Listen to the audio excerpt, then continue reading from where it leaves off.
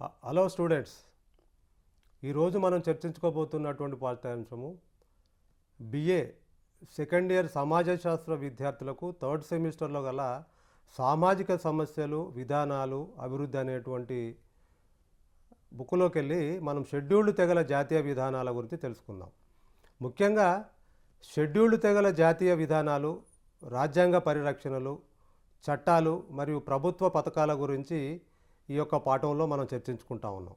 ముఖ్యంగా మనం చూసినట్టయితే భారతదేశము అనేక సంస్కృతులు, భాషలు, సాంప్రదాయాలతో కూడినటువంటి దేశంగా మనం చెప్పుకోవచ్చు. ఇందులో ముఖ్యంగా చూసుకున్నట్టయితే గిరిజన సమాజము ఎంతో ఒక ప్రత్యేకమైనటువంటి కనుక మనకు కనపడతా ఉంటుంది.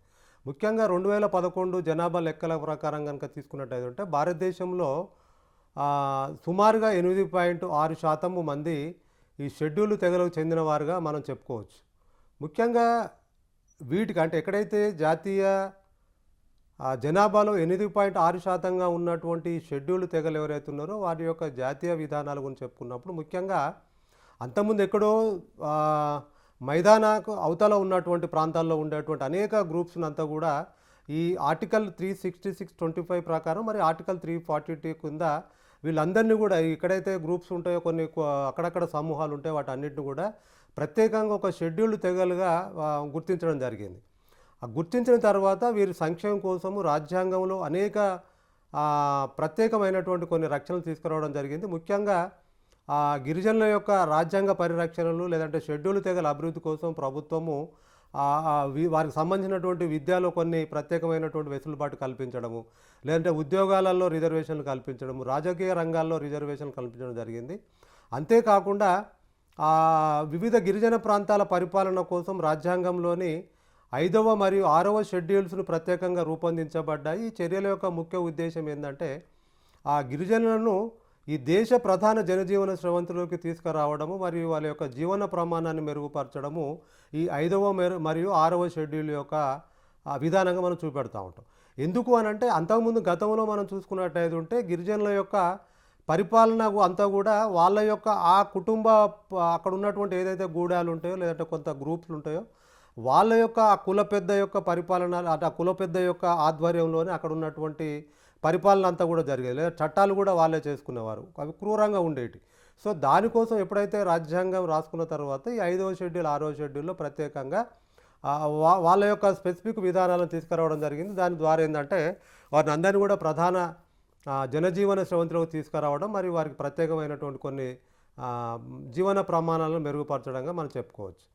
అంతేకాకుండా ఈ తర్వాత వీరు ఇంకా అభివృద్ధి కోసము షెడ్యూల్డ్ తెగల జాతీయ కమిషన్ కూడా ఏర్పాటు చేయడం జరిగింది.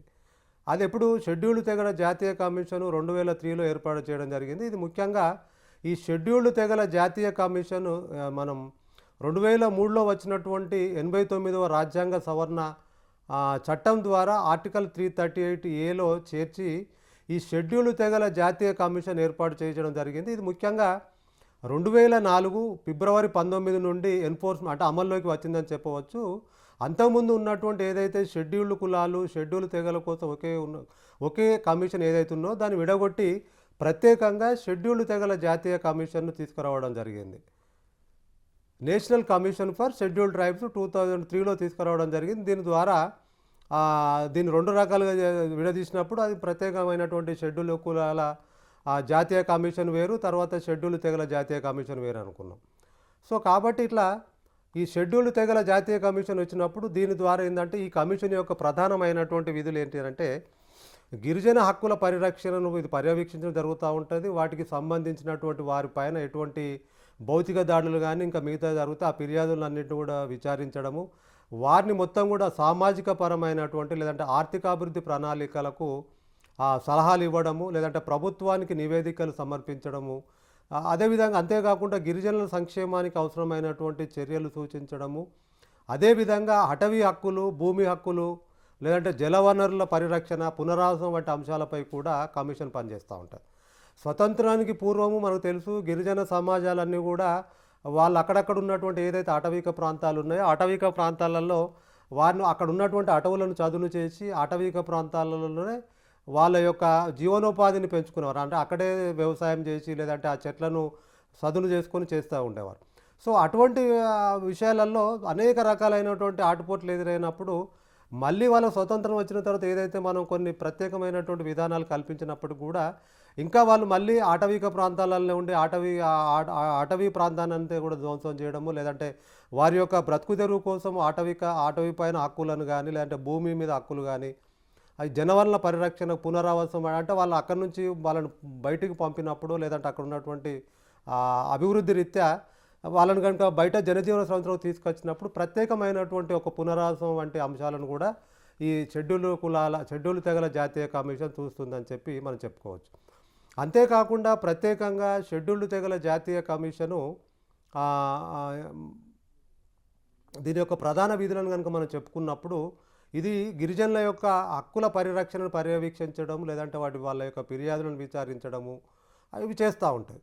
అంతేకాకుండా ఒక ప్రత్యేకమైనటువంటి రాజ్యాంగ పరిరక్షణను కూడా ఈ షెడ్యూల్డ్ తెగల కోసం రూపొందించడం జరిగింది. దాంట్లో మొదటగా మనం ఒక 4 రకాలుగా చెప్పుకోవచ్చు. అవి సామాజిక పరిరక్షణలు, ఆర్థిక పరిరక్షణలు, తర్వాత విద్యా సాంస్కృతిక పరిరక్షణలు, తర్వాత రాజకీయ పరిరక్షణలు అని చెప్పుకోవచ్చు.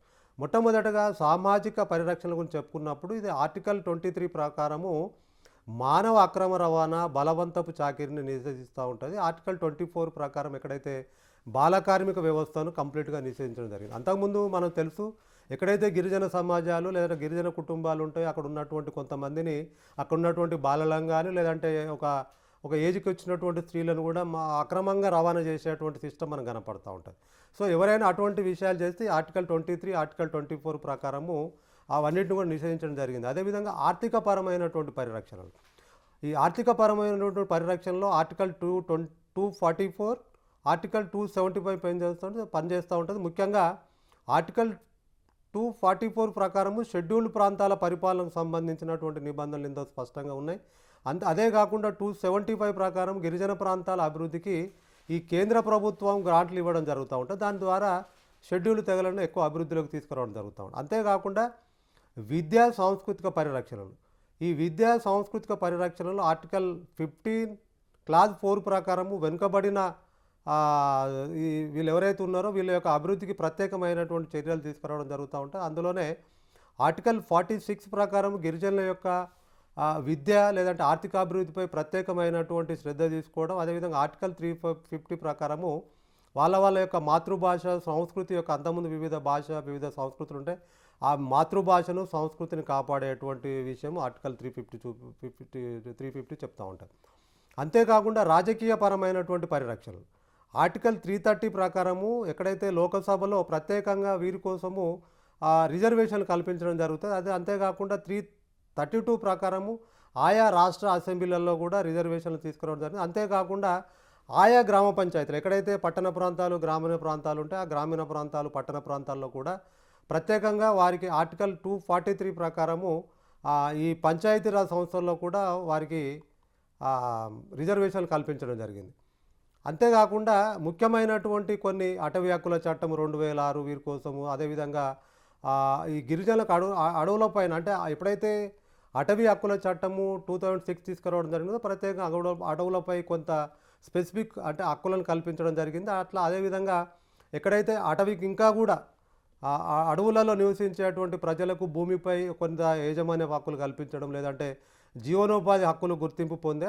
అదేవిధంగా SC/ST అత్యాచార నిరోధక చట్టము 1989 కూడా తీసుకురావడం జరిగింది. ముఖ్యంగా ఈ షెడ్యూల్ తెగలపై జరిగేటువంటి అత్యాచారాలు వివక్ష నిరోధించడానికి ఈ చట్టం తీసుకురావడం జరిగింది. దాని ద్వారా బాధితులకు తక్షణ సాయం అందించడము, లేదంటే పునరావాసం కల్పించడం, వీరు కూడా ప్రత్యేకమైనటువంటి కొన్ని స్పెషల్ కోర్ట్స్ ఏర్పాటు చేసి వీళ్ళకి సాయం చేయడం జరుగుతూ ఉంటుంది. ఇట్లా మనం చూసుకున్నప్పుడు ఇంకా గిరిజనుల విద్యాభివృద్ధి పథకాలు, ప్రభుత్వ గిరిజన విద్యార్థుల కోసం అనేక పథకాలు తీసుకురావడం జరిగింది. అత్యున్నతమైనటువంటి స్థాయి విద్యా పథకం దేశంలోని ప్రముఖ విద్యా సంస్థల్లో చదివేటువంటి ఎవరైతే గిరిజన విద్యార్థులు ఉంటారో, లేదంటే బయటి ప్రాంతాలకు పోయి చదువుకునేటువంటి విద్యార్థులు ఉంటారో వాళ్ళకు సహాయాన్ని అందించడము, లేదంటే విదేశీ ఉపకార వేతనాలు, విదేశాల్లో మాస్టర్స్ కానీ డాక్టరేట్ చదవడానికి ఆర్థికపరమైనటువంటి సహాయాన్ని అందించడము, లేదంటే ప్రత్యేకమైనటువంటి పాఠశాలను ఏర్పాటు చేయడం జరుగుతూ ఉంటుంది. సో ఇట్లా చూసుకున్నప్పుడు ముఖ్యంగా ఏదైతే మనం అనుకున్నటువంటి scheduled tribes finance and development corporation NST FDC కూడా వాళ్ళకు ఆర్థికపరమైనటువంటి అంటే అనేక రకాలైనటువంటి రుణాలు కల్పించడం, లేదంటే కొన్ని నైపుణ్యాభివృద్ధి కార్యక్రమాలను చేపట్టి వాళ్ళకు శిక్షణ, సాయం, ఉపాధి అవకాశాలను కల్పించడం.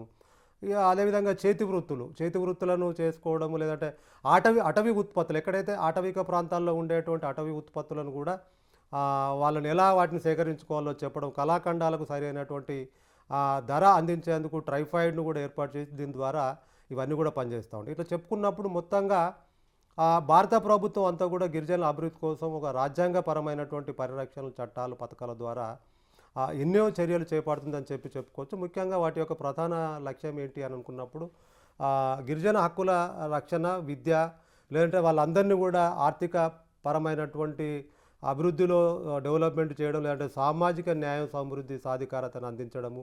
గిరిజనుల సమాజమే అభివృద్ధి చెందితేనే దేశ సమగ్ర అభివృద్ధి సాధిస్తుందని కూడా మనం చెప్పుకోవచ్చు. Thank you.